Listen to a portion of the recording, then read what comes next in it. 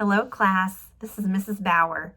This is just one final video to tell you thank you very much for spending your time with me and being such good listeners as we went through the Junior Achievement Ourselves program.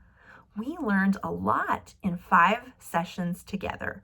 We talked about making choices, picking between 2 or more things. We talked about our wants, things we would really like to have, and our needs, things that we have to stay safe and healthy. We talked about earning money, and we talked about how we can save it and spend it and share it with others. My hope for you is that you will take the things that you have learned during these sessions and you will share those things with someone else. Maybe that's the person that you live with. Maybe it's a brother or a sister or an aunt or an uncle. Tell them about the things that you've learned.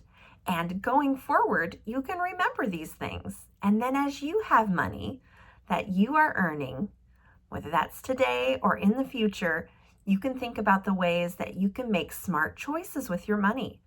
Ways that you can think about your wants and your needs when it comes to spending your money. Ways that you can think about saving some of that money for when you might need it in the future. And ways that you can share a little bit of that money because it helps to make our community a better place. Thank you again, class. I have really loved being with you. Bye-bye.